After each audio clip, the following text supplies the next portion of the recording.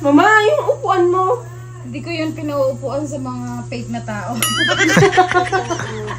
Ano tingin mo sa akin, mama? Plastic ka daw. ano? Wow, nakayakul. Hindi ka na lang bumili ng upuan kung itatago mo rin lang Yun ay naman. pang matindihang bisit. Matindi ka gang Hindi, pang matindihan lang daw yung okasyon.